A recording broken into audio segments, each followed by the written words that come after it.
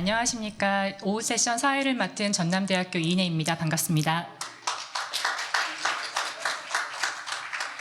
네, 오후 세션은 두 개의 세션을 나눠져 있고요. 첫 번째는 Cultural Territory in Korean Wave라는 제목으로 진행이 되겠습니다. 새 해외 학자 6분이 자리해 주셨는데요. 먼 곳에서 오신 해외 학자분들께 미리 감사의 말씀을 전하고 싶습니다. 첫 번째 패널로는 세 분의 학자분들께서 발표를 준비해 주셨습니다. 먼저 많은 사회자분들께서 또 한강의 노벨상에 대해서 말씀해 주셨는데, 저도 사실 제가 미국에서 일을 했었는데 거기에서 봉준호 감독의 기생충 수상 이후에 과목이 봉준호 감독의 영화로만 개설이 되었던 적이 있었어요. 그래서 그걸 보고 나서 이번에 또 과목이 개설되겠구나 이런 생각을 했습니다. 첫 번째 발표는 리버풀 대학교의 엄혜경 교수님께서 K-pop Reterritorialization: Questions of Culture and Territory for the Transnational Production and Consumption of 한류라는 제목으로 발표를 해주시겠습니다. 박수로 모시겠습니다.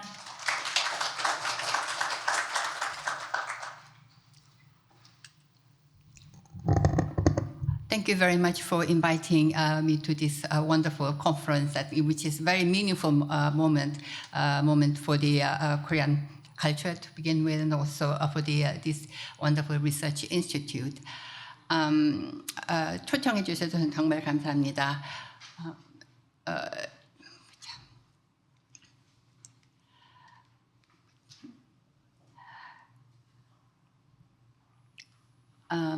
I will talk about as the title suggests, we'll examine the K-pop with territorialization and the questions about culture and the territory for the transnational production and the consumption of Hallyu.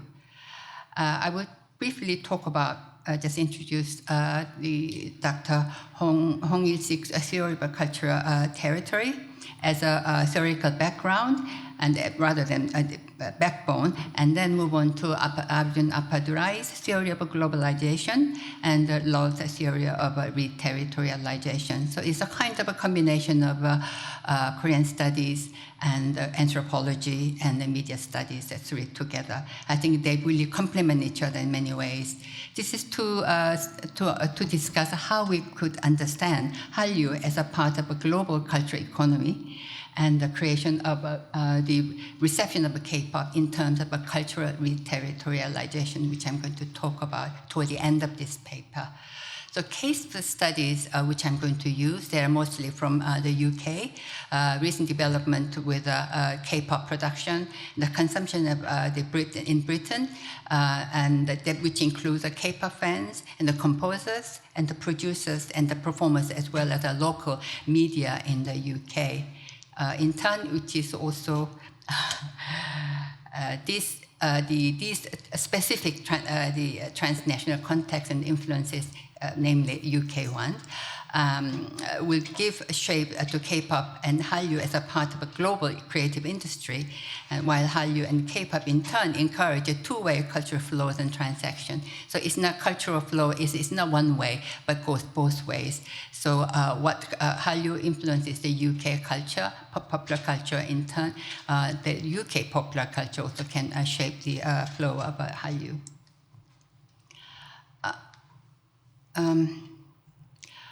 I'm not going to talk a lot in detail about Dr. Hong's cultural territory, but what the core the idea is that he deemed the concept of a cultural territory will promote the cultural cosmopolitanism and the cultural nationalism, and then they will bring the Western cultural imperialism and the hegemony of the past to an end, and to promote the peaceful coexistence of a different national culture, which in turn converge into a non-competing universal cosmopolitan culture. It's quite a long sentence, but this cultural territory also deemed to promote new humanism. That's kind of the core idea of his theory. But I wish to argue at the same time, this theory, which is founded on idealism, takes very little account of a carrier of a culture and the associated interaction of processes within and between the ideology, cultural, and the market territories. So we may ask who are in the territories and how they interact and communicate and even compete to create a territory, be it ideological, cultural, or a market. Additionally, we could also question the notion of a territory itself, as it may not be fixed or contained, but fluid and imagined, subject to the different perspectives and interests.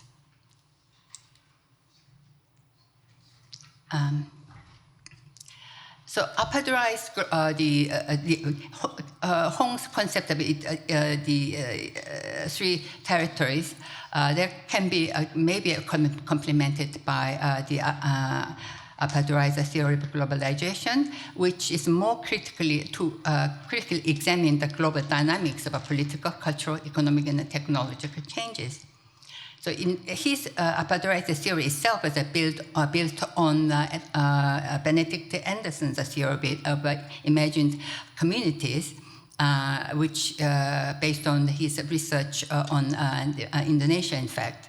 So a popularized theory also helped us to understand new global cultural economy, which itself is, according to him, product of a disorganized capitalism and the complex of fundamental disjunctures between economy, culture, and politics. So it's quite a disjunction, competing with each other. It's not as smooth and complementing each other in that respect. So he suggests the five escapes, like ethnoscape, technoscape, financescape, mediascape, and ideoscape. They're kind of self-explanatory. So I'm not going to give too much into detail about what each of these escapes means. And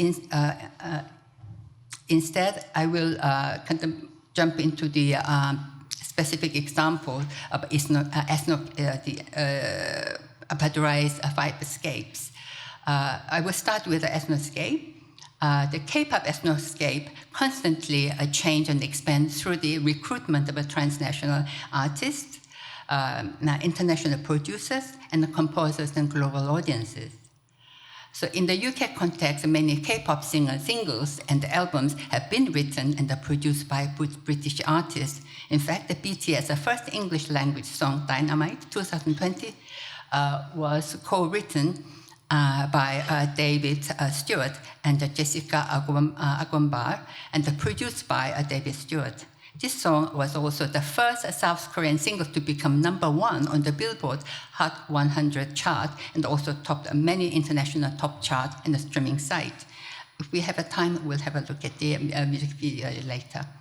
Another example is Arcade, a British production writing duo who have written and produced a number of singles and albums of various K-pop artists, including BTS, Tomorrow by Together, Taemin, ENHYPEN, GOT7, SHINee, Key, and so on and so forth. And many European songwriters and promoters are now based in the UK, especially the Greater London area, which has now become an important music industry hub for the K-pop and the international music markets, including J-pop, K-pop, and the Eurovision pop. Some UK and the European K-pop composers have chosen to move to South Korea or travel frequently to Korea to work for the Seoul-based production companies. Tracks of K-pop songs written and co-written by UK composers can be found on Spotify, SoundCloud, and Instagram and other social media platforms. For example, Spotify playlist of the Liverpool-born K-pop songwriter Jessica Pierpoint. I teach in the University of Liverpool, and she was born in Liverpool, so everyone is very, very proud that a Liverpool-born composer writes the music for the K-pop industry. So I will, if we have a time, we'll have a look at the,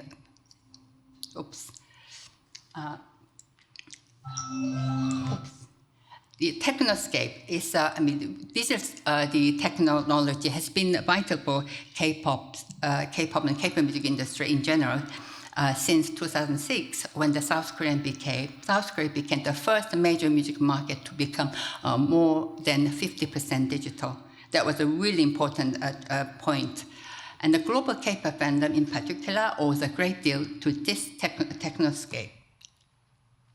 More recent development and new technologies such as AI, 5G, VR, and AR have been integrated into various Hallyu products in K-pop.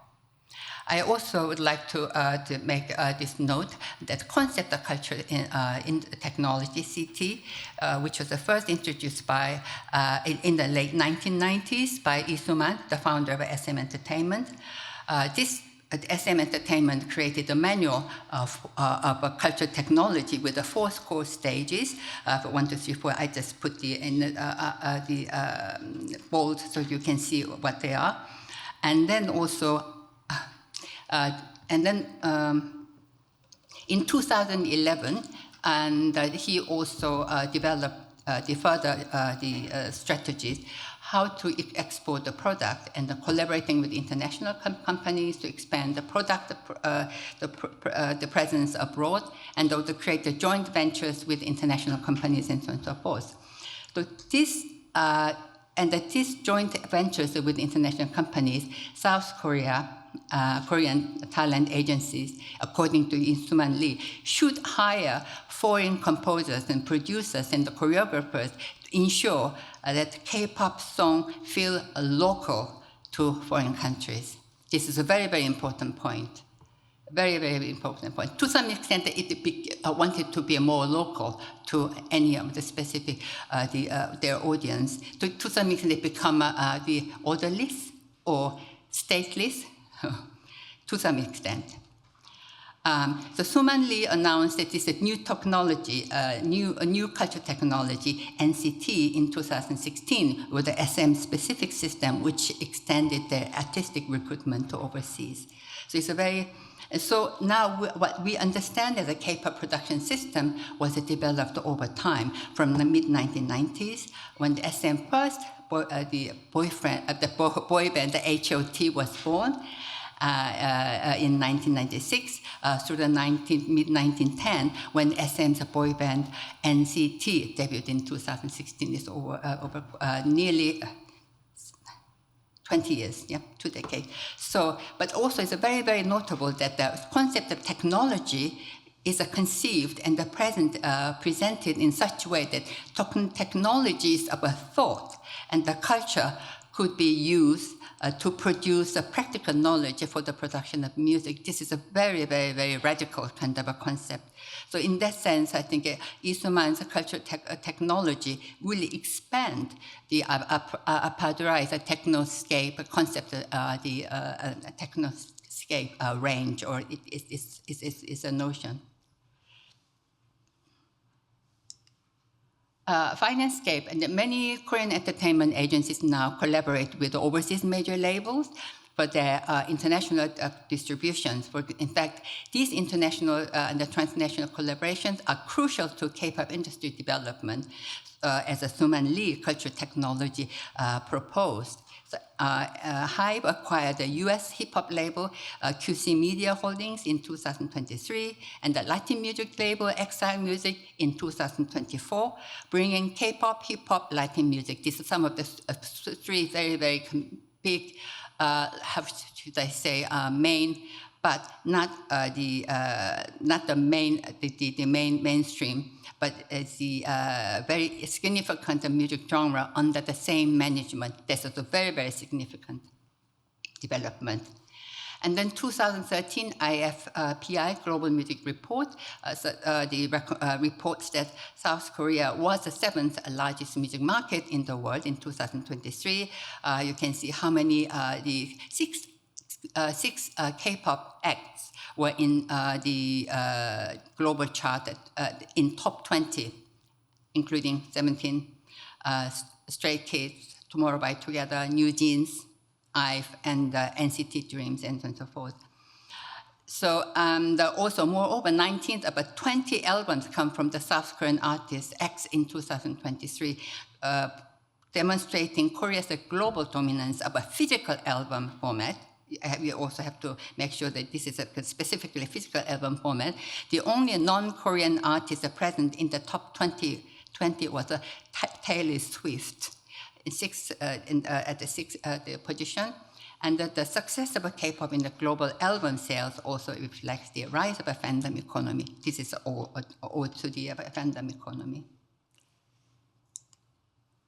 And this Padure's Mediascape, there's a lot to talk about. And how are we doing with the time? 10분 지나갔어요? 아니면 남았어요? 남았어요. Okay, that's great.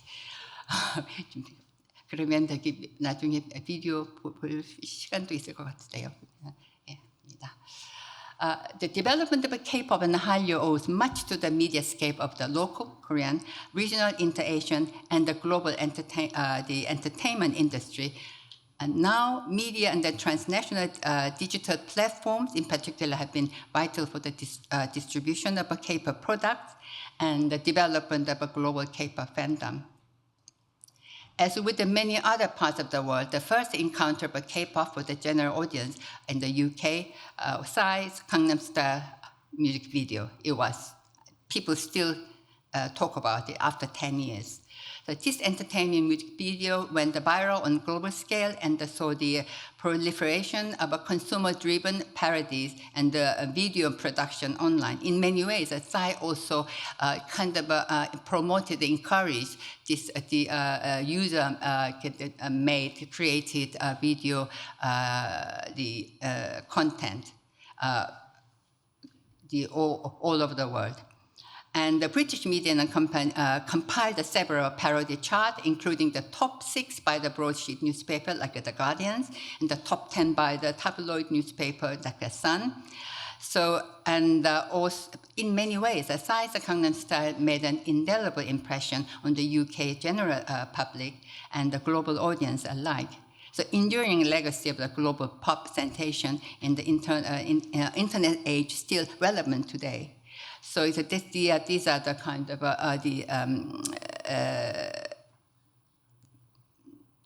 the list, kind of top, the Guardian and the Sun.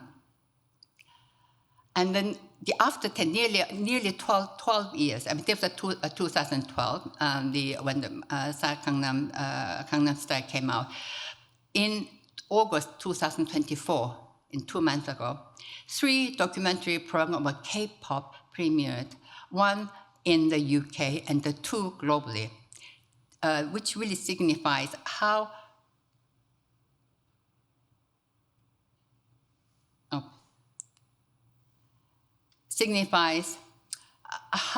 the topic of a K-pop production system became popular subject for the global media. That's quite significant, all in 1 month. So, and Made in Korea, the K-pop experience, and 6 parts documentary created by BBC. And the number 2 is a Pop Star Academy, Cat's Eye, 8 parts by Netflix. And the K-pop Idols, 6 parts by Apple TV+. And here I'm going to talk about the BBC documentary only, but I have to kind of state that the Made in Korea, the K-pop experience, is only available in the UK, the audience, whereas the Netflix and the Apple TV are available to a global audience. There's some difference in that respect in terms of the coverage of this specific mediascape. So BBC. The BBC documentary was created through a UK-South Korean collaboration of Moon and Peck Media and SM Entertainment and the SM and the Kakao Entertainment America. The 5 young British musicians, aged between 19 and 23, selected through auditions in Britain to form a boy band. They spent 100 days in Seoul, in South Korea, to be coached and evaluated by SM Entertainment specialists as if they were K-pop trainees with their official debut due during the last quarter of the 2024. So it can be any time.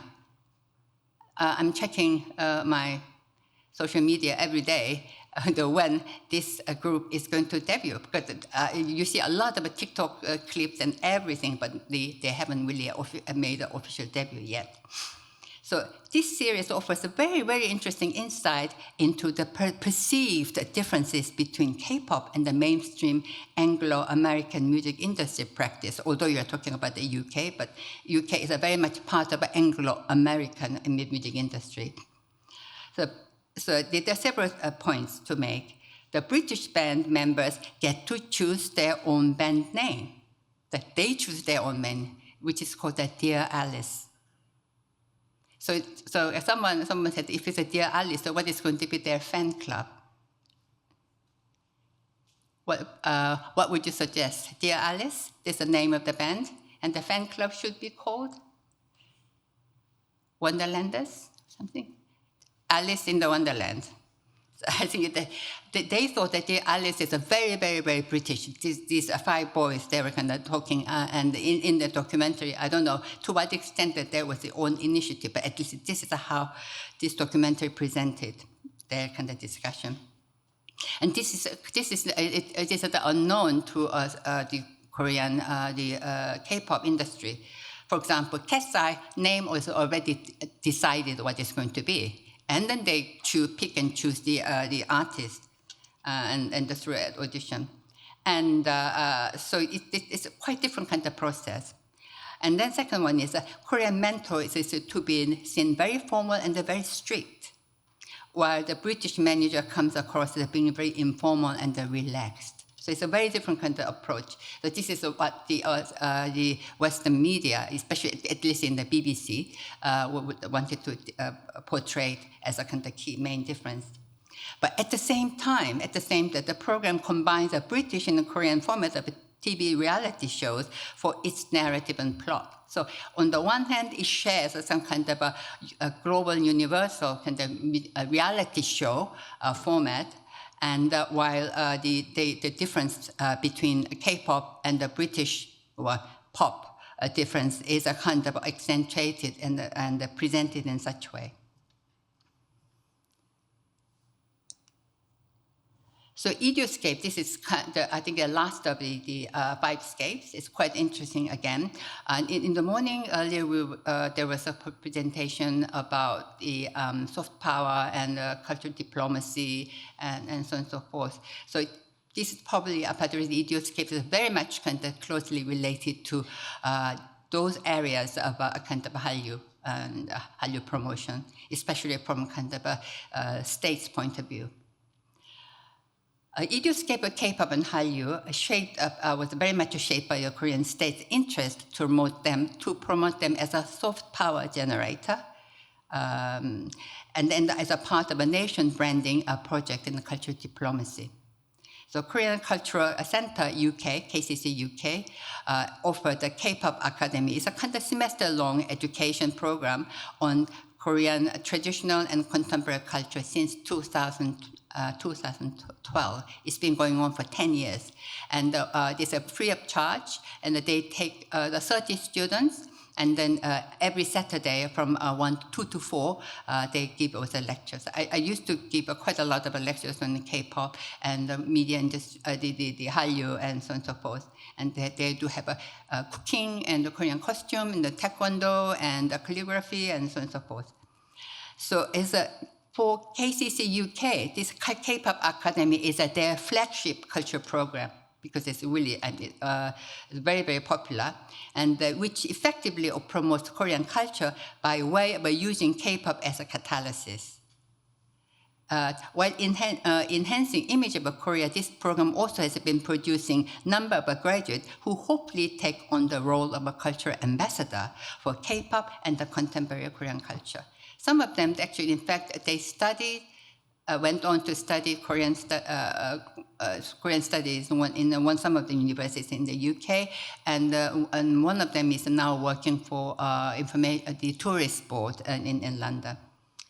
Other K-pop related program, also events organized at KCC UK, include the K-pop 9, K-pop competition, and K-pop audition by YG and the JYP. They provided a venue, space for it. These programs also kind of these programs kind of is a basis created the cultural diplomacy through popular music meets the popular cosmopolitanism of the K-pop fans in the UK. The K-pop fans in the UK, for them, is a K-pop cosmopolitanism, and from KCC UK's perspective, this is the cultural diplomacy. So the next one is probably, I hope I can finish in 5 minutes, 4 minutes, 3 minutes. Oh, okay. Okay, so finally, there's the cultural territorialization, which is what really is most important. It's very useful, and it embraces the two phenomena, like the foundation of a cultural territory are open to new interpretation of understanding. That's very always open. And the retorialization, also implemented culture, is constantly reconstituted through social interaction and sometimes the creative use of a personal communication, technology, and the mass media, and so on and so forth. In many ways, it really complements the Appadurais escapes. So this, then, of course, in this process, appropriation is a very important part of it. So this process of appropriation, the various international popular form, including hip-hop, rap, R&B, and the rock, electronic music, all these music, which are all part of the K-pop style, also may come about through multiple selective strategies of adoption and adaptation with respect to associated cultural, musical, and linguistic component of a genre. Sorry about this, too many kind of a musical term. So in this context of reterritorialization and appropriation, reappropriation, it is known as a character of a K-pop song are created in the distinctive song structure, like focus on hooks on the general appeal, chord progressions, acoustic treatment of the composition, arrangement of the recording, the lyrics and the mixture, and all these the K-pop style, what is known as a K-pop style, so all through this the cultural reterritorialization, introducing all many international genres, and then work it and recreate it. So certain products of logic for K-pop industry may have been borrowed from Japan's entertainment story, like a jimusho system. For the local market, it's a jimusho for the local Japanese local market, but adapted to in accordance with the Korean business environment, the sales strategy for the global market, because different kind of a market strategy which K-pop industry they promote. So the conclusion. So here I try to kind of show how K-pop and Hallyu are shaped by a transnational context and influence, and how their success and position defined by a global pan economy, especially in the UK, with some specific UK examples. And the Appadurais Fivescapes and the laws of cultural retorialization, they're all very useful to kind of to explain these kind of dynamics in relation to K-pop and Hallyu in many ways. So the examples from UK show how K-pop can bring pop cosmopolitanism and the cultural diplomacy together with the engagement of K-pop artists and K-pop as a composers, producers, and K-pop trainees, and contribute to the cultural reterritorialization of the K-pop. This is where the concept of reterritorialization seems to work very, very well. So. So this, in a way, so cultural theories, the cultural territory alone wouldn't be able to promote cultural cosmopolitanism and cultural nationalism, as we heard, seen before. There's the media and the technology and the ideology and the finance and all other kind of factors really contribute to the cultural cosmopolitanism, cultural nationalism, and soft power, diplomacy, just name it. So obviously, this theory was developed over time in early to late 1980s. Padre, the globalization in the 1990s, Love's and theory in 1995. They all developed in different time and for the different context. But one thing, so this is kind of you can't really make the comparison in kind of in the same way. But at the same time, they can be complement to each other. So finally, I would like to suggest that cultural territory is a creative domain which is a fluid, imagined, sometimes, quite often, contested. Thank you very much.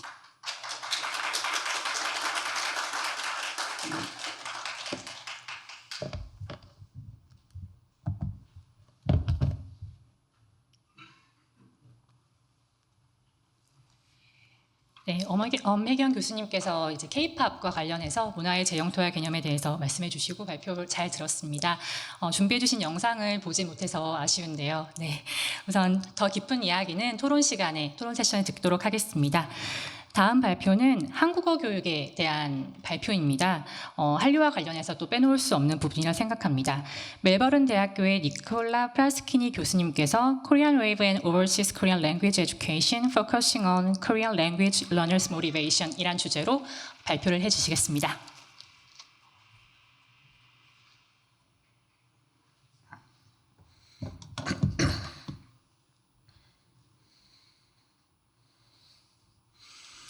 안녕하세요. 방금 소개받은 멜번 대학교 니콜라입니다. 제 슬라이드 한국어로 돼 있고 발표 한국어로 해도 되겠지요? 네. 고맙습니다. 네. 우선 이 행사에 초대해 주셔서 대단히 감사하고요. 여기 계시는 그 발표자고 선생님들과 달리 제가 하는 거는 한국 교육입니다. 제가 한국어를 가르치고 그리고 호주에서 한국 교사를 양성하고 그리고 제가 하는 연구는 주로 교수학습의 심리학이에요. 그래서 오늘 제가 말씀드리는 주제는 해외 한국어 학습자의 동기 관련 내용입니다. 제가 그동안 해왔던 연구 몇 가지가 있고요. 종합해서 좀 같이 논의하면서 결론을 내리도록 하겠습니다. 그래서 제가 가장 먼저 오늘 말씀드리려고 하는 거는 다른 선생님들은 저한테 최근에 한류가 있어서 한국 학습자가 많아졌다고 항상 그렇게 얘기 많이 합니다.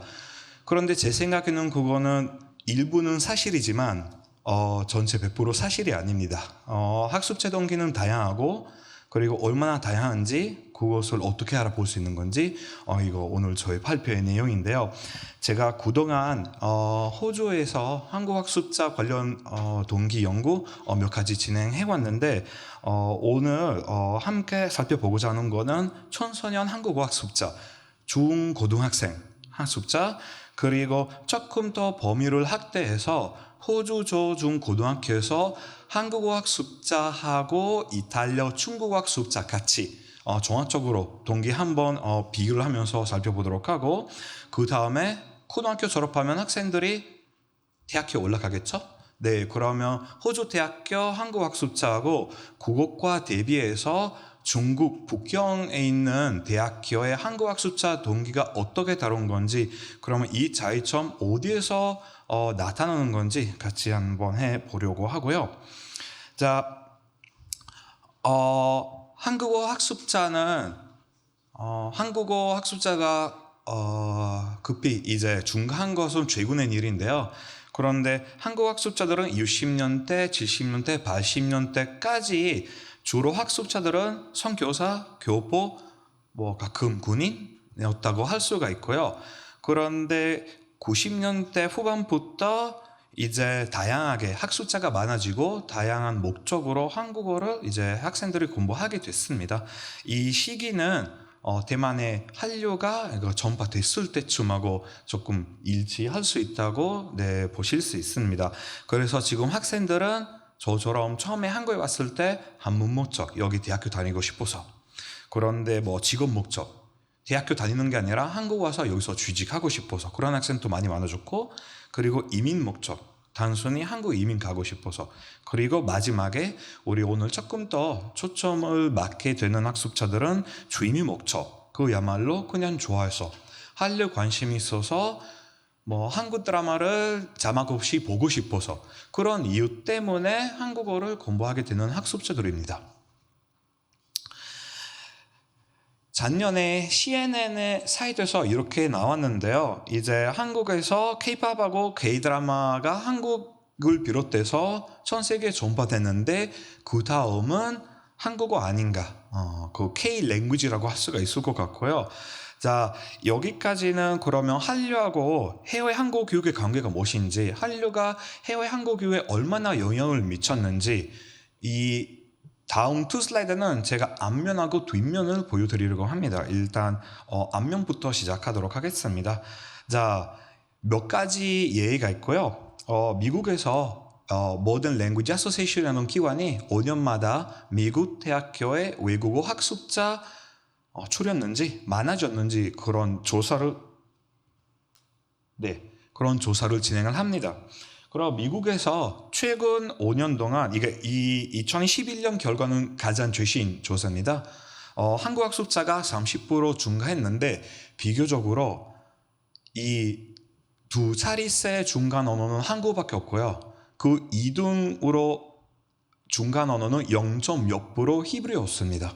다른 언어는 학습자가 많이 줄였다고 그런 조사가 나왔었는데요. 참고로 미국 대학교 70년대에 한국어 처음 도입된 이후부터 단 학생 수가 줄인 적이 없는 언어는 바로 한국어였다고 합니다. 뭐 이런 뉴스 아마 한국에서 가끔 보도되잖아요. 그리고 태국에서 제2 외국어 태국 수능 시험에서 5명 중에 1명은 제2 언어는 한국어를 뭐 채택하는 그런 뉴스도 보도가 됐고, 그리고 인도, 베트남, 터키, 기타 등등 뭐 러시아도 그렇고 각국 나라에서 고등학교 수능 시험에 한국어 시험이 뭐 도입이 됐고 고등학교 한국어 수업이 도입이 됐습니다. 저한테 조금 더 가까운 호주에서 최근 한 15년쯤 한국어 교육학 전공 도입이 되는 학교는 5개에서 8개교로 늘었고, 그리고 중고등학교 학생들은 131% 많아졌다고 할 수 있어요. 131% 보면 와 많아졌다 할 수 있는데 잠깐 기다리시면 뒷면 더 있습니다.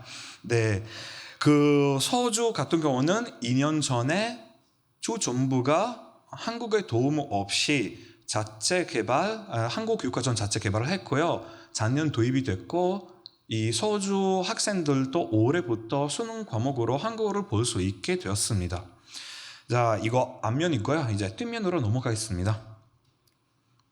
여기까지 지금 말씀드린 거는 보통 한국 뉴스에서 가끔 이런 식으로 나오고 한국 뉴스에서 보통 안 나오는 거를 이런 내용입니다. 우리 학교 학생수입니다. 올해 2024년 한국어 과목은 코리안 1, 2, 3, 4, 5 한국어 6까지 있고요.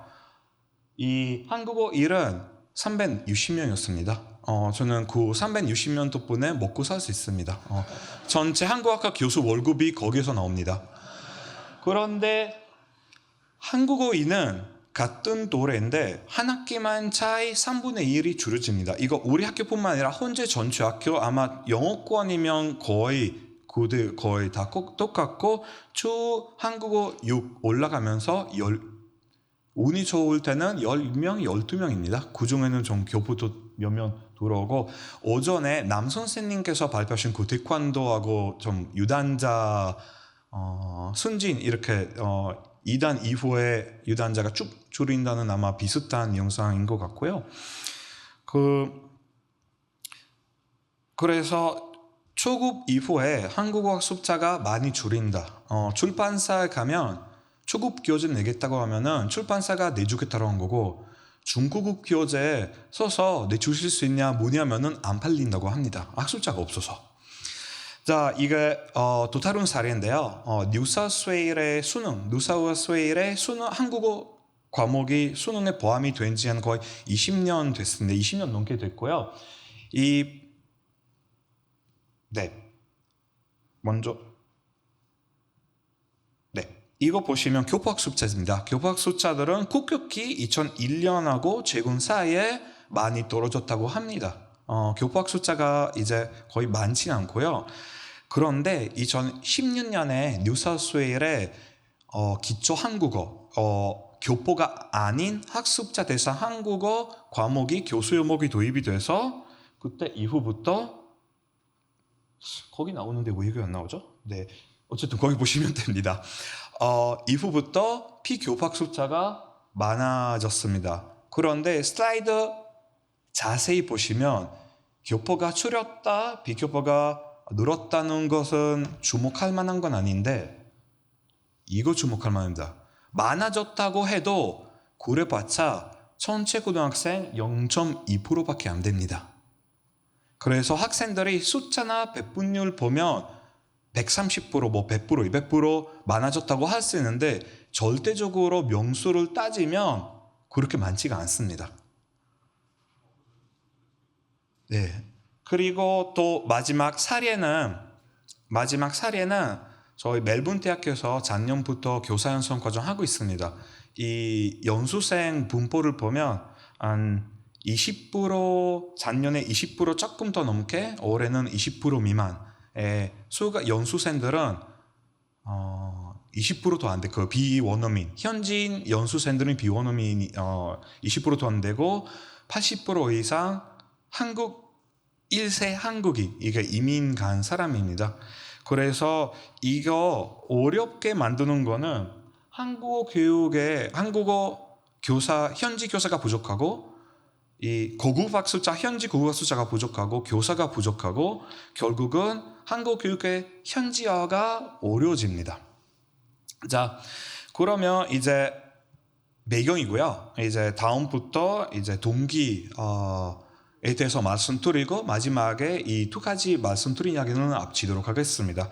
자, 한국어 학습 발수하게 되는 동기가 다양합니다. 그 중에는 한류가 있고요. 그리고 동기 1, 2, 3, 4 수많은 동기가 있습니다. 근데 그 동기에 영향을 미치는 거는 여태까지 아까도 얘기가 나왔는데 그 사회 문화 환경입니다. 학생들이 전 세계 학생들이 동기가 똑같지 않고 환경에 따라 살짝의 차이가 있다고 생각할 수가 있고 그리고 제가 해보려고 했던 거는 도대체 이 수많은 동기 중에 학생들이 동기는 하나가 아니라 몇 가지 있을 수도 있고 그리고 학생에 따라 몇 가지 동기는 겹칠 수도 있고 달라질 수도 있고 제가 보려고 했던 거는 이 수많은 동기에 뭉치는 동기를 풀어서 도대체 이 자세하게 어떻게 나와야 되는지 학생한테 그 동기를 어떻게 해당이 되는지 보려고 했습니다.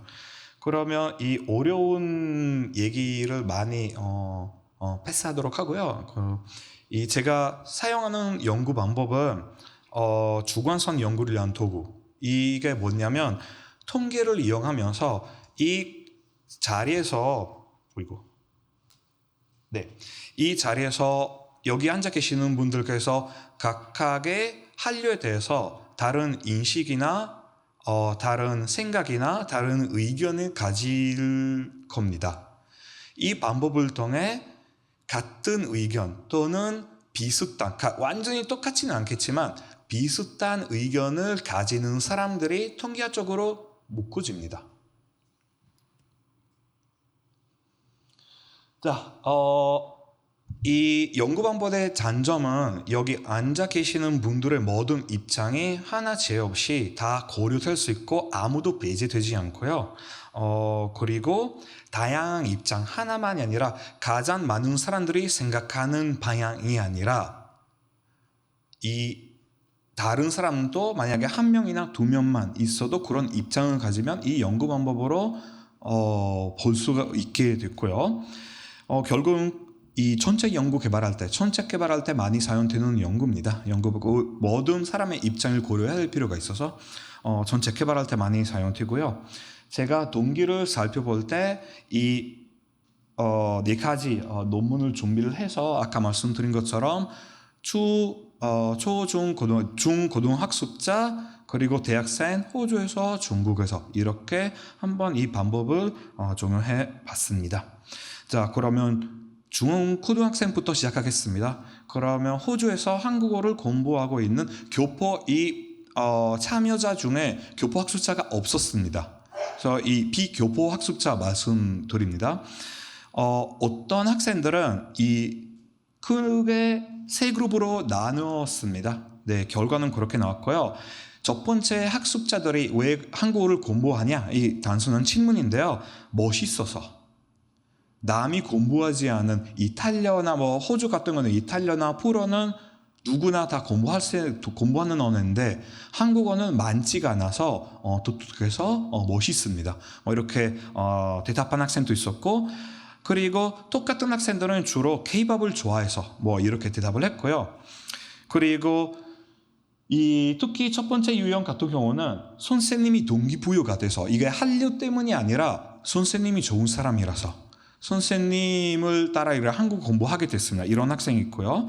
그리고 두 번째 유형은 그런 학생도 있었습니다.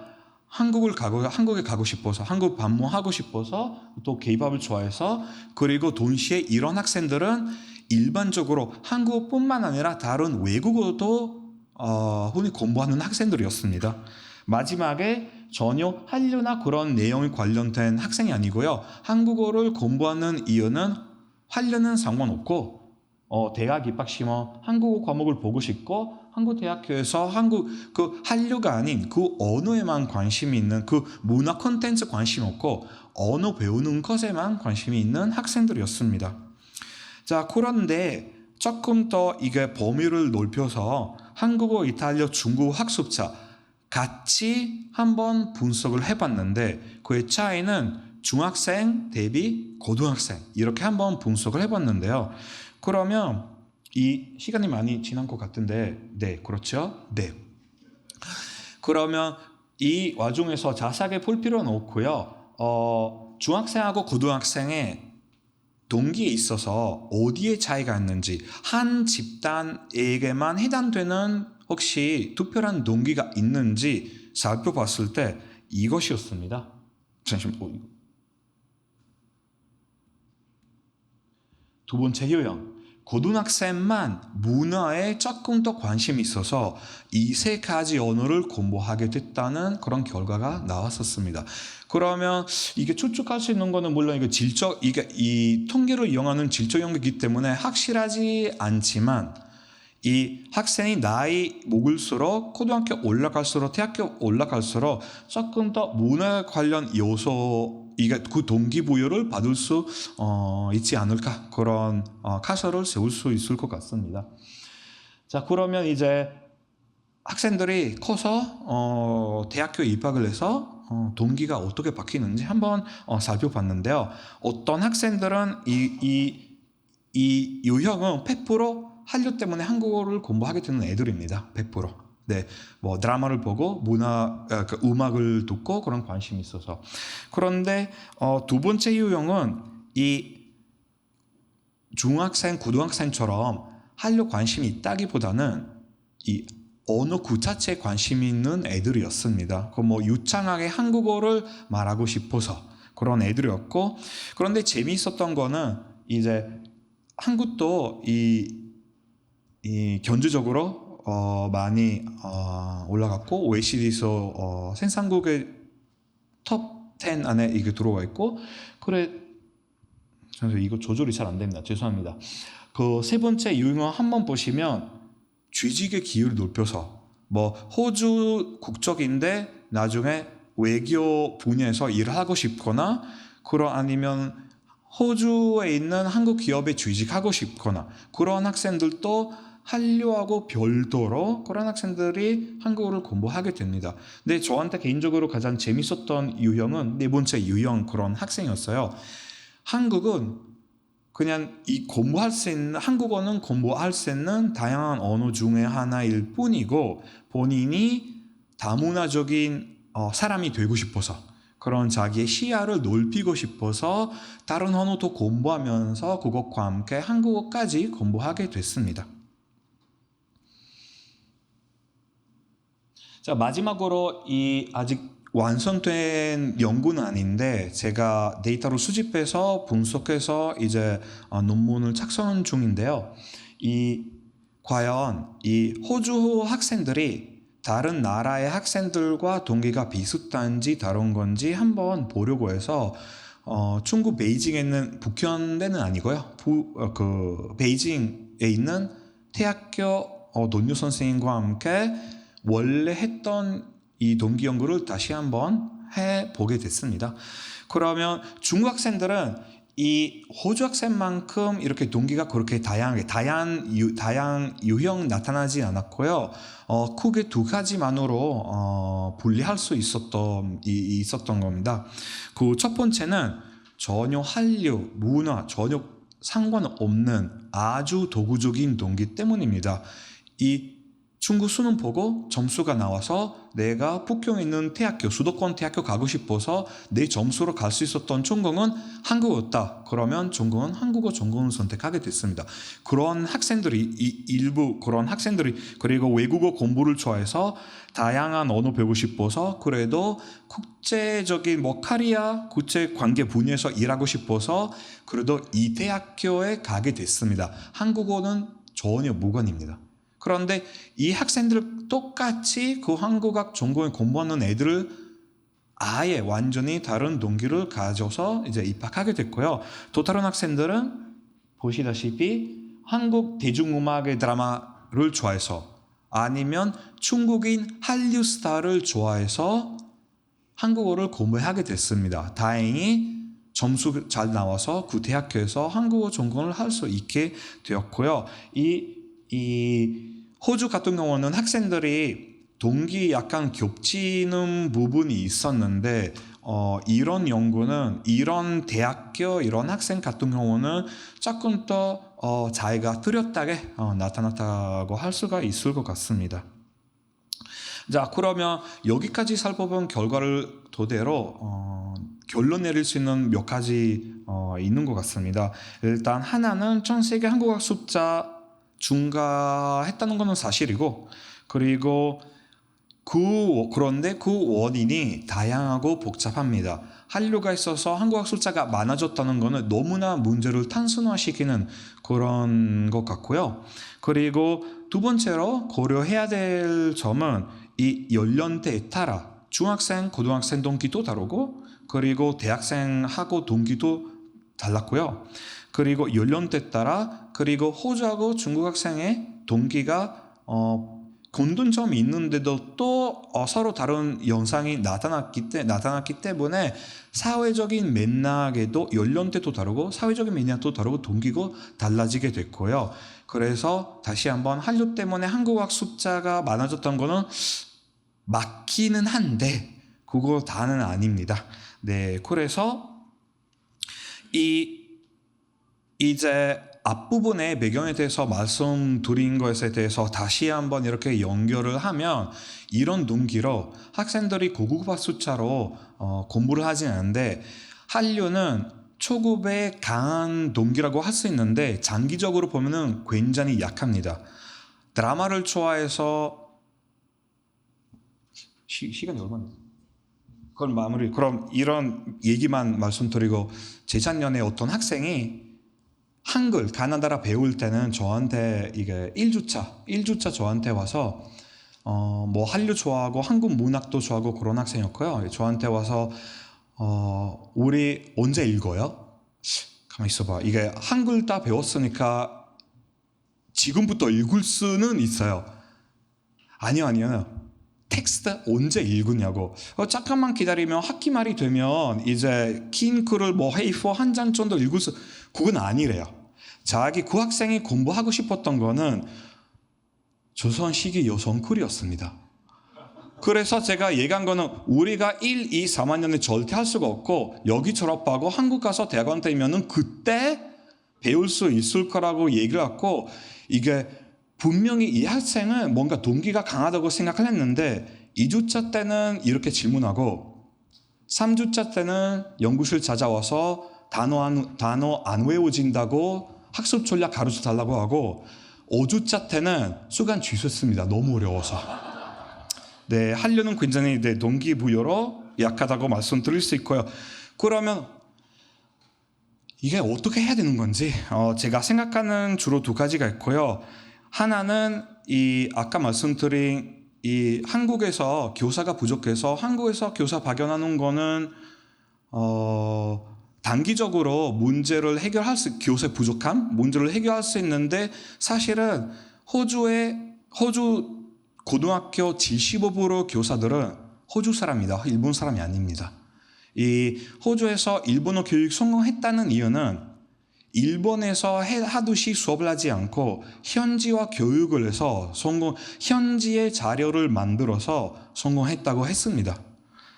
이게 그래서 현지 교사 양성 발견하는 거 좋지만 지속 가능한 방법은 아니라고 저는 개인적으로 생각을 하고요. 그리고 두 번째로는 안타깝게도 한 20년 전에 제가 언어 연수를 위해 장학금 받았을 때 비해서 20년이 지났는데도 최근에 장기 어학연수 장학금은 거의 없습니다. 학생들이 한국에 장기적으로 와서 고급 도달할 때까지 한국어를 공부할 수 있는 기회는 그 장학금이나 그 지원이 많이 줄었다고. 그 사이에 다른 지원이 많아졌습니다. 뭐 연구할 수 있는 해외 지원이 많아졌는데 그 초기에 학생들이 거기까지 갈 수 있게끔 하는 그런 지원이 좀 조금 더 많이 필요하지 않을까 개인적으로 생각을 합니다. 네, 저희 발표는 여기까지입니다.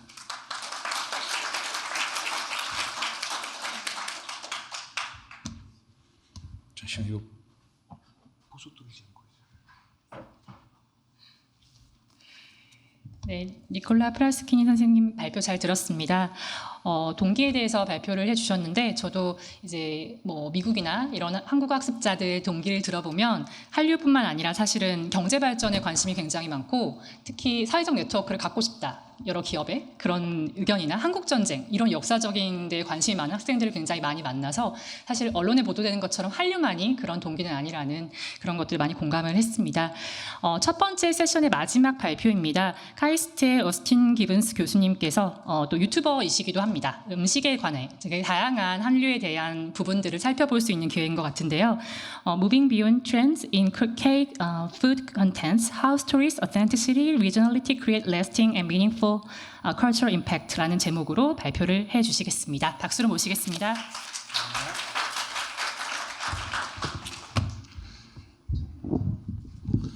안녕하세요, 여러분. 미안해요. 한국어 조금 할 수 있어요. 영어를 필요하세요. 미안해요. 그렇지만 혹시 밥 먹었어요? Alright, 좋아요. We're gonna be a little hungry after my presentation, maybe. I first just want to start by saying thank you to the RICT for inviting me here. After meeting some of the professors here, I feel very out of place. As mentioned, I am a professor at KAIST University, and I teach technical communications. Basically, I help scientists get their work published, and I help scientists communicate with the world. So you might be wondering, why is a KAIST professor here presenting on the topic of moving beyond trends in K-food content? Actually, this is a topic that I immediately said yes to when I heard about it. This is something I think about a lot. Because in my free time, I run a YouTube channel called 주는 대로 먹는다. The translation is eating what is given. I have 130,000 subscribers these days. Because of my YouTube channel, I've had amazing opportunities such as this. I was given an official commendation from the Korean Ministry of Food and Agriculture. I was also able to become an official ambassador to the city of Daejeon, which is where I live. I've been on a few Korean TV shows. Anyways, I feel very lucky to be here. As you know, Hallyu has sort of taken the world by storm since the turn of the century. We've heard about K-pop, K-language, Taekwondo, K-dramas. Certainly, K-food has also taken the world by storm. K-food has been no exception. These days, almost everybody knows about Korean food. In fact, according to, Okay, I have it here too. There we go. Sorry, this was when I was talking about my YouTube channel. The commendation, the mayor of Daejeon getting, okay, we'll move on. So, K-food has been no exception. In fact, according to a recent poll by the Seoul Tourism Organization, K-food has become the main reason that people want to return to Korea. So when tourists come to Korea, an astounding 95% have said they want to come back. And the main reason they want to come back is K-food, which is a recent change in recent years. So it's clear that people are responding to K-food, but people also want to learn more about K-food. And as we know, superficial trends make a huge impact. We talked about Psy making this huge impact with K-pop. Just like buldak bokumyeon can make this huge impact. But as we know, trends die. The wave will recede, bubbles pop. This is not sustainable. So I want to ask the question, how do we move people through those superficial trends into a more serious cultural exchange? Something deeper and more engaging. Well, today I am speaking to you as a foreigner, an outsider who has absolutely fallen in love with Korean food, outside of those K-trends. Everybody, oh, sorry. I gotta pay attention, I'm sorry, yeah. So today I'm here as a foreigner who wants to share my experiences as someone who has fallen in love with K-food. Do you guys know what this food is? Hongo. I love hongo. Somebody asked me today, do you really like hongo? The answer is definitively yes. But every time I see some media portray hongo as this disgusting thing, in fact, Hukbaek Yorisa, they just worked with hongo. And I heard a Korean chef say, this is the worst ingredient I could get. It's funny, but honestly, I really felt sad because I said this is the best ingredient you could get. So I have fallen in love with Korean food outside of these trends, and today I want to focus on two factors that I think have helped me fall in love with Korean food. So the first factor I want to talk about is that Korean food is a regional food. I want to focus on how Korean food has different tastes in every region. If you ask any foreigner about Korean food, they will always say tteokbokki, gimbap, bibimbap, barbecue. But people don't know the difference between Jeollangnam-do banchan and Gyeongsangnam-do banchan. We have to, in my opinion, we have to reach towards this idea of Korean cuisine as a regional food. Okay, so this is a map of every video that I've taken on my YouTube channel. Each mark is a restaurant or region that we visited. So my wife and I, as you can see, we try to travel all over the country. We try to reach every corner of Korea. We're still missing some, and I apologize if we haven't got there yet. But for me, it is this regionality. I get most excited when I travel to a community that has a specific taste that I've never tried anywhere else. And I like to think of what my vision of what I hope becomes of Korean cuisine. We had a great Italian speaker here earlier. We think of Italian food, we know pizza, we know pasta, right? It's like bibimbap and kimchi. But we also talk about Italian food as Northern Italian food, Southern Italian food, Napoli pizza, Rome pizza. We know they're different. And I think Korean food needs to step into that realm as well. But honestly, we are at a crisis. I really see this as a crisis. As you can see, about 85% of all tourism in Korea, they only travel in Seoul. 15% leave Seoul, and among that small percentage, most only travel to Busan, and even the smallest about 0.5% go to somewhere like Gangwon-do. And when I see this, where's Mokpo? Where's Jeollanam-do? Where's, all these amazing regions? Taean, Sosan, Kaegukji, whatever. So, what is the first step? How do we solve this issue?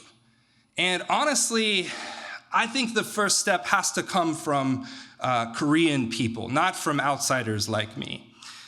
Even Korean people are losing their idea of what regional taste is, and that really worries me. For example, does anybody here know what this is? Sundae. What kind of sundae? Pea sundae. What kind of pea sundae? From where? Anybody know? Not Jeonju. This is, did I hear Jeju? Yes. This is Jeju-shik sundae, Jeju sundae. What do you think Jeju sundae is made with? Jeju-style sundae. Memilgaru. Why memilgaru? Good. Why buckwheat powder? Memilgaru. Wow, this is great. I get to teach you about Korean food.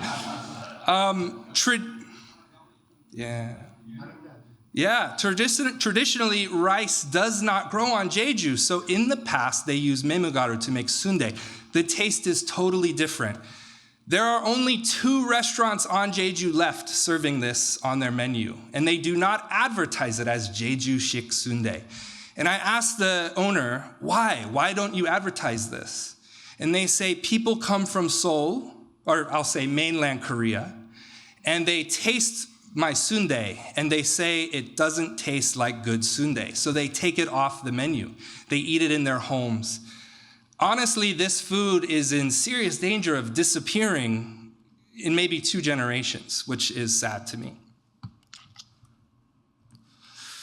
So for me, as a person who loves Korean food, regionality is what I fall in love with the most. And I do think foreigners like me and other foreigners can engage deeper with the culture if we understand that. Okay. The second factor I want to talk really briefly about is that modern Korean food can tell the modern story of Korea. But this one's difficult because unlike Joseon era food, the story of modern Korean food is usually spoken. It is not written down. Causes arguments, right? Who invented yangnam chicken, right? There's battles about it. So a lot of these stories are spoken word stories, but I think they're important. They make us really connect with the culture in a deeper way. For example, one of my favorite foods is called dwitgoki. The word dwit means back, right? Back. Does anybody know why we call this dwitgoki, back meat? Anybody? I guess we can just raise our hand if you know.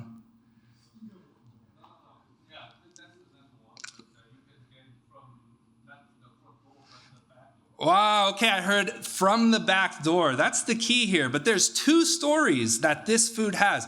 A lot of modern Korean food has these 2 stories. The first story is usually a happy one. It says that the butcher keeps the best meat in the back for themselves, right? We all want the best meat. But if you go to some of these restaurants and you meet the owners, they'll tell you a spoken word story that's often a little more tragic. Probably the origin of dwitgoki started in Gimhae, which after the Korean War opened the first butcher factory. And workers would take the small pieces of meat they wouldn't sell, and they would go to the back door of the factory and sell this meat to people who were struggling. Maybe the original name was dwitmungoki, became dwitgoki. As an outsider, these stories are fascinating. They help me understand Korean people. They help me understand the hardships that this country overcame. And these stories, sadly, are very hard to come by online or anywhere in English form. So To end, I just want to share a quick case study with you. In 2023, November, I was able to host a Haenam food tour. We had Koreans and foreigners from Seoul. We drove down to Haenam, the farthest point from Seoul, and we highlighted the regional Korean food. So I have a video that I will show you for the remainder of my presentation, and I think it works as a great case study for what I've been talking about. Can we play that? Yeah. Maybe, will it play? Yeah.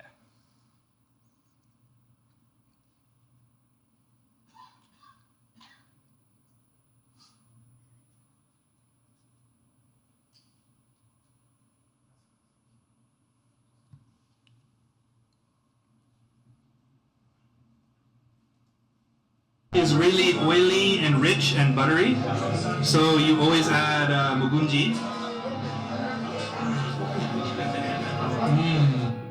I'm on a mission to share with the world the love, passion, and knowledge that I've experienced while eating across Korea. For the most part, outsiders have come to see Korean cuisine as a whole. Gimbap, tteokbokki, bibimbap, barbecue. This is what the world sees as Korean food. But what if we start showing people the deep regional and seasonal foods offered by local people that have a true passion for the ingredients gathered near their homes? What if we start focusing on the dynamic and rich variety of tastes found throughout the entire country? I want to get people out of Seoul and show them what Korea can really offer the culinary world. On November 25th, I hosted my first Chungdaero Mishik tour in Haenam, the furthest point south on the Korean peninsula. The goal with this tour was to invite a variety of local food experts, chefs, musicians, and farmers to teach a group of serious foodies about their deep knowledge, and to offer a once-in-a-lifetime experience that you can't get by simply visiting the region. The beautiful region of Haenam was the perfect place to offer our first tour. With a beautiful landscape and rare and distinct regional cuisine, the key focus of our tour would be samchi-hue, prepared at the peak moment of Haenam's samchi season. But the main reason I wanted to do the tour here was the local people that I had met. The people of Haenam have a distinct passion for their food, even though the region's cuisine is still lesser known than other areas nearby. And their big hearts and willingness to teach others made it the perfect place to host our guests. The tour began with Haenam's famous dak kosyori, a meal made in 3 courses out of 1 whole tojongdak. I would say like Jola food, I would say is like salty and bright. Gyeongsangnam food, like Daegu food, feels more spicy, garlicky, and deep. And then Gangwon-do is mushroomy, dark, raw chicken. No worries, no pressure. Cheers.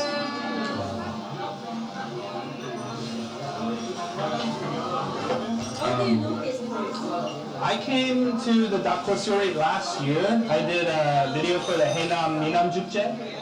Yeah, it's this meal and the samchi. It's really different than Seoul. That was our main goal.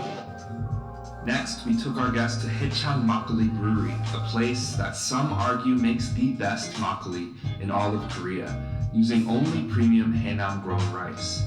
The owner of the brewery treated our guests to their full lineup of makgeolli, ranging from 9% to 18% ABV. Truly, I could feel that today, with this group of foodies, was going to be special.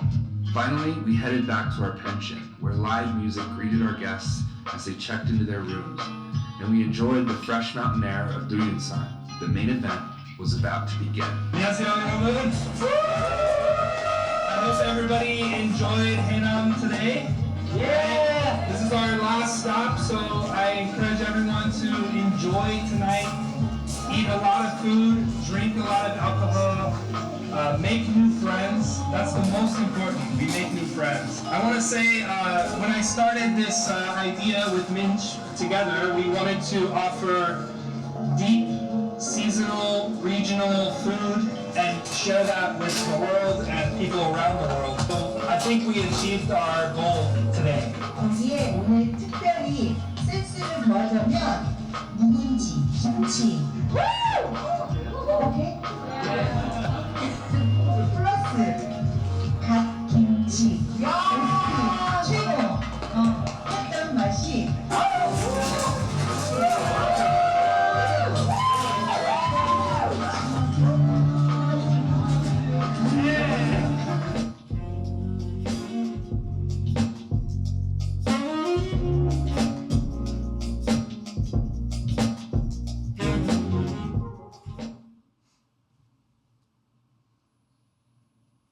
Will I look at the camera or look at you? Look at me. Okay.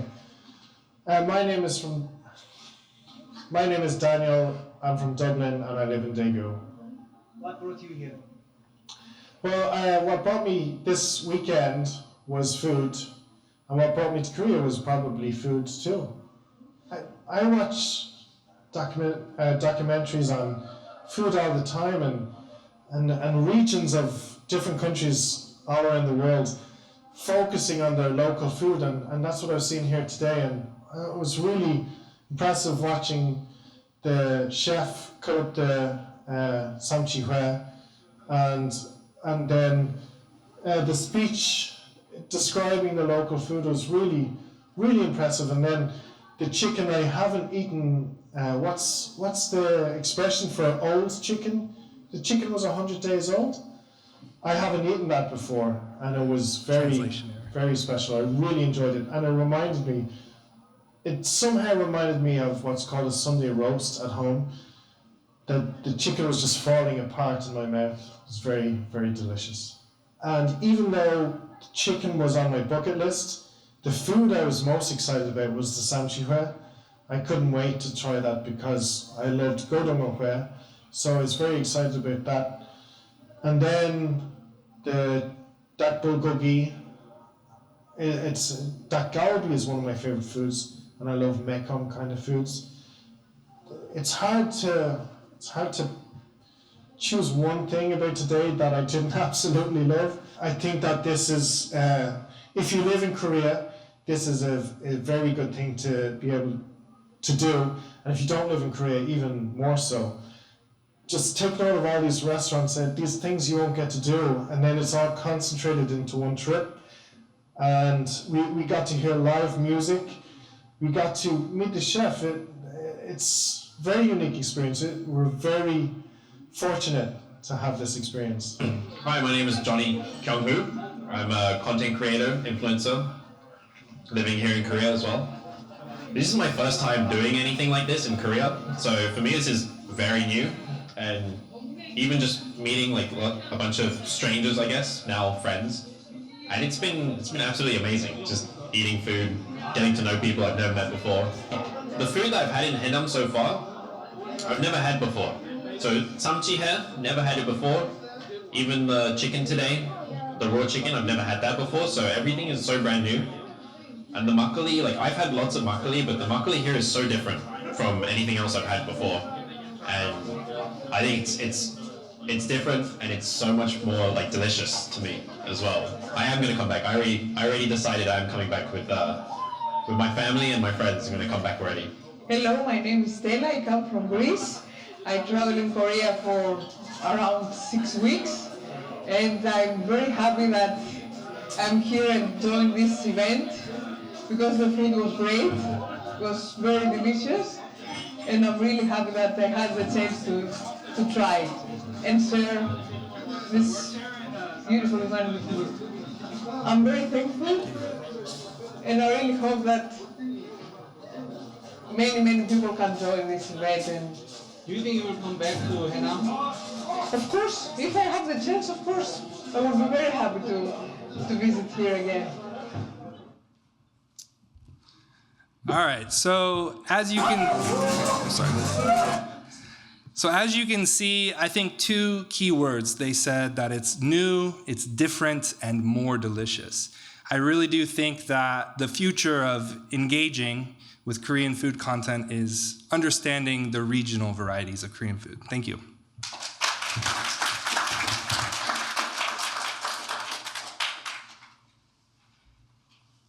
네, 발표 감사드립니다. 또 전라남도에서 온 사회자로서 굉장히 또 인상 깊게 발표를 들었습니다.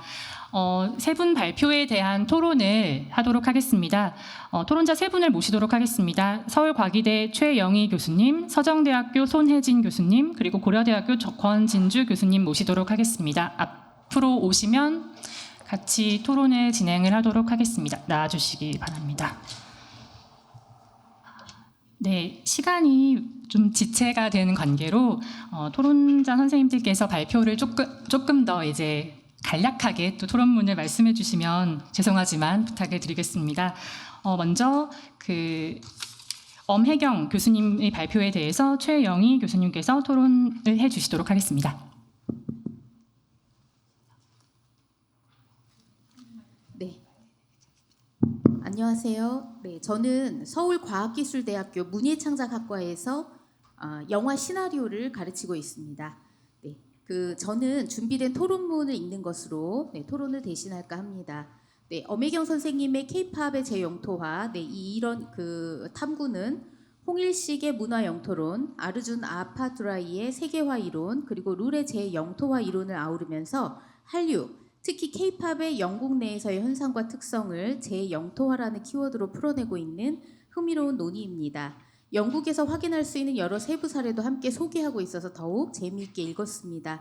저는 이제 개인적으로 도고동문학자들과 개인적인 교류가 좀 있는 편인데 이러저러한 사정으로 이제 독일에 다녀오신 한국 학자들의 이야기를 간혹 전해 듣게 됩니다. 근데 그 중에 그 사례가 독일 사람들, 젊은 친구들이죠. 네, 독일의 젊은 대학생들이 K-푸드를 만들고 또 K-팝을 들으면서 K-드라마에 대해서 이야기하는 이런 모임에 초대되어서 다녀온 그 생경한 경험에 대해서 이러저러한 이야기들을 많이 듣게 됩니다. 오늘 그 1단을 엄혜경 선생님의 논의와 그리고 또 아까 발표해 주신 그 니콜라 교수님의 논의를 통해서 그 1단을 확인할 수 있어서 재미있는 발표였다고 생각이 듭니다.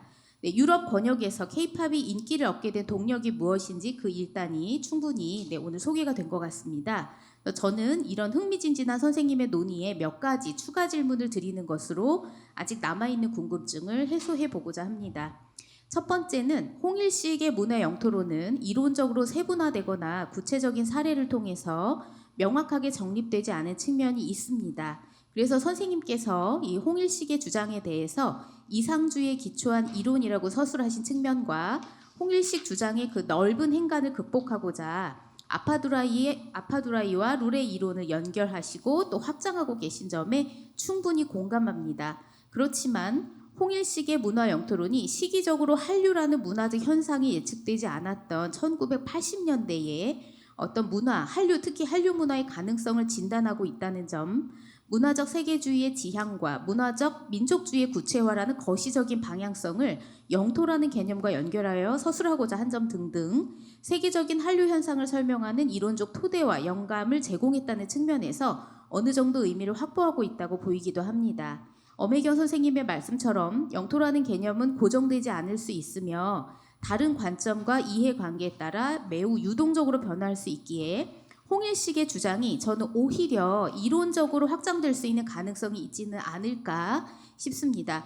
문화라는 개념 자체도 접근하는 측면에 따라서 다양한 정의가 가능하다는 점을 함께 고려한다면 그리고 아파두라이의 5개의 세계화 이론을 문화 영토라는 관점에서 재정립 혹은 재해석해 볼 수 있다면 홍일식의 주장과 교차되는 지점이 없지는 않을 것인데 결론에서 서술하신 문화적 영역만으로는 홍일식이 제안한 문화적 세계주의와 문화적 민족주의를 촉진할 수 없다고 단언하신 부분에 대해서 재고의 여지는 없는지 궁금합니다. 이제 두 번째, 선생님께서 연구 방법론으로 활용하고 계신 이 아파두라이의 분류 방식은 층위가 매우 다채롭게 나눠져 있어서 한류를 세분화하고 접근해 보기에 매우 용이해 보였습니다. 그러나 K-팝이 선생님께서 이미 천착하고 계신 것처럼 팝 코스모폴리터니즘으로 볼 수 있는 여지가 있다는 점, 그리고 K-팝이 아티스트의 탄생에서부터 다양한 국적의 아티스트로 기획된다는 점, 그리고 기획과 제작 전반에 걸쳐서 역시 다양한 국가의 전문가들이 참여하는 인력 이동이 발생한다는 점, 한 곡 혹은 앨범 안에 다양한 음악 장르가 호용되고 있다는 점, 그리고 팬덤이 K-팝을 향유하고 소비하는 방식이 매우 다채롭게 진화하고 있다는 점, 그 사례로 4세대 아이돌 음악의 응원 문화에 대한 얘기를 간략하게 적었습니다. 이런 등등, 그리고 오늘 오전 세션의 발표 내용을 들어보니까 K-팝이 외교에도 활용이 되면서 어떤 정책의 통합에도 기여하고 있는 부분도 진단할 수 있었습니다. 그래서 이런 여러 가지 측면을 고려해 볼 때 한 가지 영역의 스케이프로 설명하기에는 통합적으로 작동하고 있는 부분이 있어 보입니다. 선생님께서는 룰의 재영토화 개념으로 이러한 측면을 종합하고자 하신 듯한데 서술 내용과 분량이 다소 소략하여서 이에 대한 추가 의견을 듣고 싶습니다. 세 번째, 에스노스케이프를 설명하는 부분에서는 이 K-팝의 다수 싱글, 이 부분은 좀 줄여서 말씀드리도록 하겠습니다. 그 K-팝의 어떤 제작과 기획과 음반의 제작 전반에 걸쳐서 영국의 아티스트들이 참여하고 있다는 부분이거든요. 그래서 반대로 한국의 작곡가나 프로듀서 등의 인력이 영국이나 유럽에서 활동하는 사례는 없는지, 만약 있다면 영국 아티스트들이 어떠한 작업에 또 그 한국의 기획, 제작자들이 참여하고 있는지를 여쭙고 싶습니다. 네 번째는 선생님께서 이제 영국 K-팝의 팬덤의 독특한 특징 중 하나로 2011년 이후 영국 전역 대학에서 K-팝 사회가 발전하고 있다는 점을 지적하셨습니다. 당연히 한국 대학에서도 K-팝이 차지하고 있는 비중과 위상이 상당하다고 볼 수 있고요. 또 한국의 각 대학에서는 이제 총학생회 주최로 그 축제를 이제 해마다 개최하고 있는데 그 축제의 하이라이트는 늘 그 K-팝 아티스트들, 그 K-팝의 가수들이 참여하는 부분으로 정점을 찍고 있거든요. 그래서 한 특정 아티스트가 몇 개의 대학에 참여할 수 있는지, 누가 어느 대학의 축제에 참여했는지가 그 아티스트의 어떤 인기의 지표를 가늠하는 하나의 척도로 또 이렇게 볼 수 있는 지점이 있습니다. 그렇다면 영국의 대학들에서 K-팝을 향유하는 문화의 양상은 또 어떤지 이에 대해서 구체적으로 말씀을 듣고 싶습니다. 마지막으로 거시적인 질문을 드리면서 마무리하고자 합니다. 전 인류가 함께 공감하고 누릴 수 있는 하나의 문화로 통일 승화되는 것이 문화적 세계주의라고 볼 때 이러한 측면에 기대서 K-팝을 재고해 보신다면 선생님께서 생각하시는 향후 영국에서의 한류 및 K-팝의 변화 지점과 양상은 무엇일까요? 또한 가장 전형적이면서 기본적인 질문을 추가로 드려본다면 선생님께서 생각하시는 다른 유럽 권역과 차별되는 영국만의 K-팝의 특징은 무엇이라고 생각하시는지 궁금합니다. 이상으로 토론을 마치도록 하겠습니다. 감사합니다. 네, 토론 감사합니다. 그 교수님 좀 시간 문제로 좀 짧게 2가지 정도 답변 부탁드리겠습니다.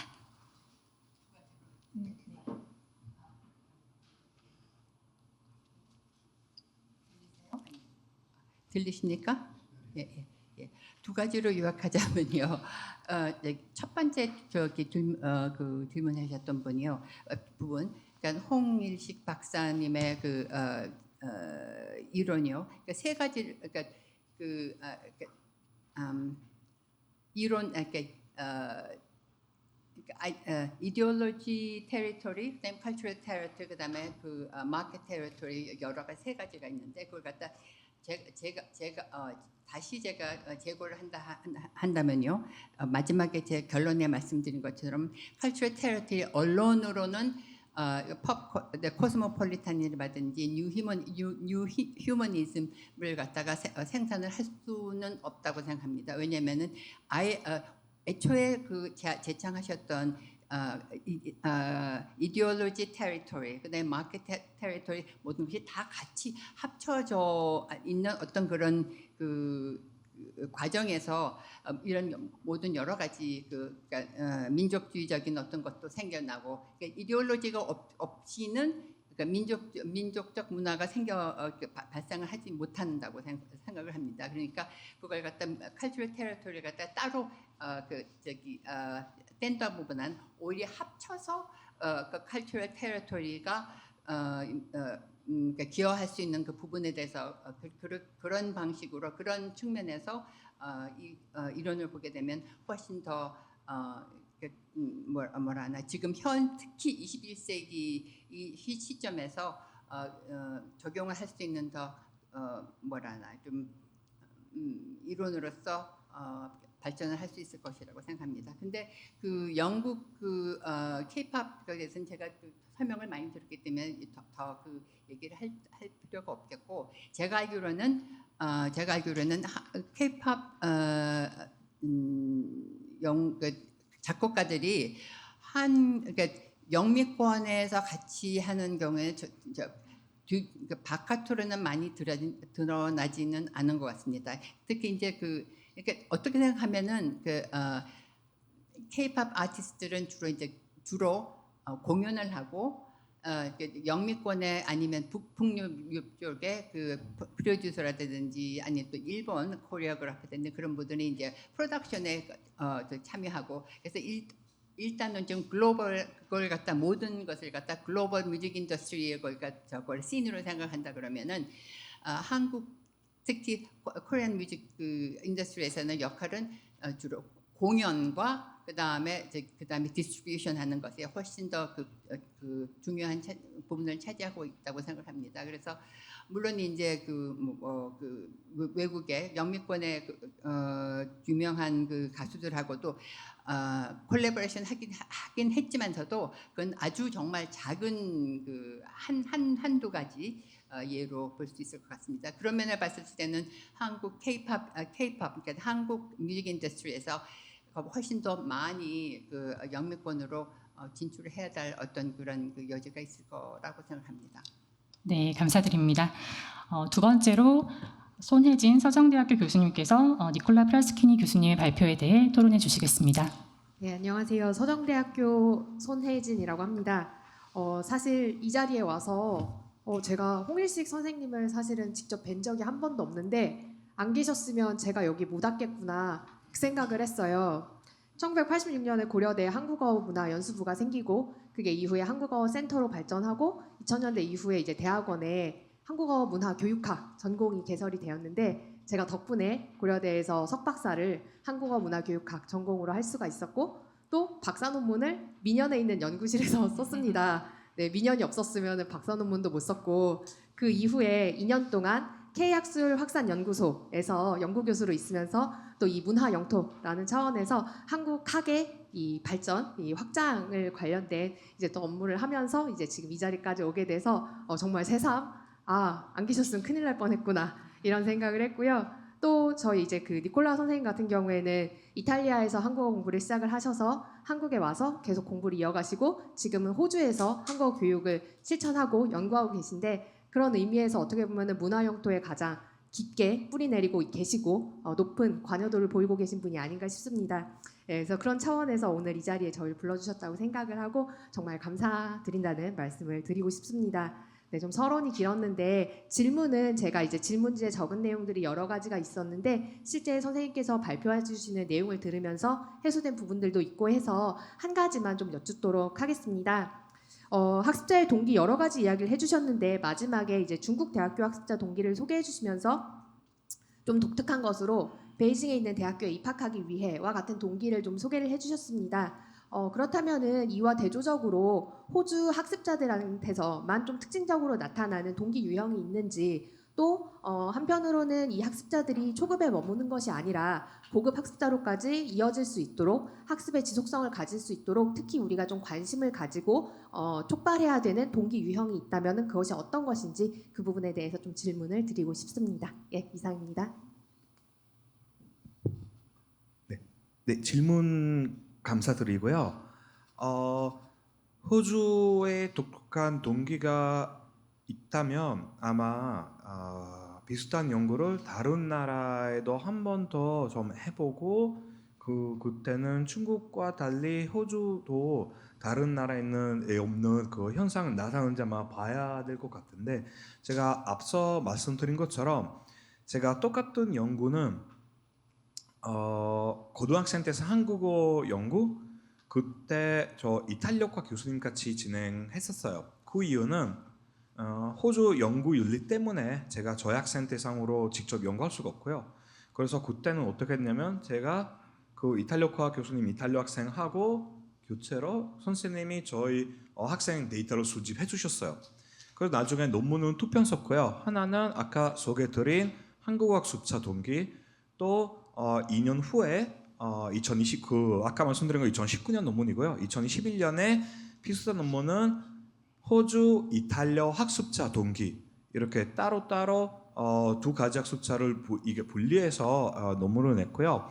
제 기억으로는 두 가지 차이가 있었습니다. 이탈리아 학습자들은 아직도 호주라는 나라에서 이탈리아 이민자가 많아서 교포학습자나 3세 교포인데도 이 조산 때문에 공부하고 있다고 그런 학생들이 있는데 우리 이 한국어 학습자 중에 교포 학생 수가 없어서 그런 동기는 나타나지 않았고요. 반대로 아까 네 번째 유형 보여드린 거는 한국어를 공부하는 이유는 특히 한국어 때문이 아니라 다문화에 관심이 있어서 다국어 그리고 나는 다중언어 하자가 되고 싶어서 그런 동기는 제 기억으로는 이탈리아어를 공부하는 그런 학습자 중에 그렇게 뚜렷하게 나타나지 않았던 그런 부분인 것 같고요. 만약에 연결을 하려면 중고등학생 중에 멋있어서라고 했던 그런 학생들이 있었잖아요. 아직도 한국어를 공부하는 사람들이 많지 않아서 주변 또래 아이 중에 한국인 아닌 이상 한국어를 공부하고 말하는 친구가 없어서 한국어를 공부하게 되면 독특돼서 나밖에 그런 거 없다, 그래 멋있다고 대답하지 않았을까 그런 생각이 듭니다. 답이 되셨는지 잘 모르겠는데. 네, 감사합니다. 마지막으로 고려대학교 권진주 교수님께서 토론해 주시겠습니다. Yeah, I'm going to be very brief. But the first word that actually came to my mind while listening to your presentation was evangelist. Yeah, we really appreciate your hard work and effort to promote the diversity and the excellence of the Korean food to the world. Really, thank you. We really appreciate your work. My question is, I think it's going to be difficult for one person to become fervent fans of Korean food just overnight. There's got to be some steps we need to take to become some enthusiastic fans of Korean food.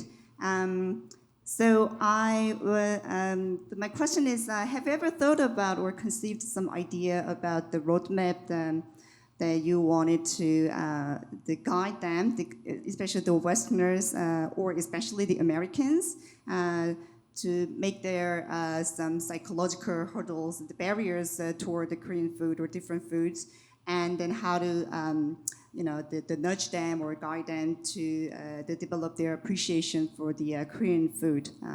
So that was my question. Thank you for the question. Thank you for your kind words. I'll respond to that really quickly by saying I need to say thank you to the Korean people, because the reason I fell in love with Korean food is because of the reactions I've had with Korean people. So it's not me, it's Korea for sure. But the question you asked is so difficult because cultural exchange always requires two parties. You have to have first an open mind, as well as a willingness to, I guess I would say a pride to showcase your food, your culture. And sometimes I feel like, first of all, when you introduce hongo to somebody, it's very quickly to say, oh, this is this crazy, disgusting food that some people enjoy. I've heard that so many times here in Korea. Approaching it that way is a terrible way. Instead of saying, here's the history, the culture, the art, and the technique of making this food, and then presenting it to an outsider and allowing them to make a judgment on it. And if they don't like it, that's okay. I feel like that's one of the major issues when people visit Korea. Sometimes I'll go to a gukbap restaurant, and my Korean friend's gukbap is red color, spicy. My gukbap is lighter color. I say, 사장님, 왜 색다래? Oh, you're a foreigner. You don't like spicy food. So in my opinion, we need to be a little more apologetic. It sounds strange, a little more aggressive, and say, this is Korean food. And if you don't like it, that's okay, but this is Korean food. And yeah, I think From a logistic point of view, there's also small things like exposure. We need to expose outsiders to these foods, these regional foods. Even if it means opening a Jeju-style sundae restaurant in Seoul to get people interested, or allowing foreigners to sign up for the Korail app without a Korean phone number. That's a logistical thing. It's very difficult for tourists to move around this country without a Korean phone number. That's a small thing. So I don't think there's a roadmap. More like you have to attack this issue from a million ways. Logistical, philosophical, and yeah. Thank you. 네, 감사드립니다. 발표해 주시고 토론에 참여해 주신 6분께 박수 부탁드리겠습니다.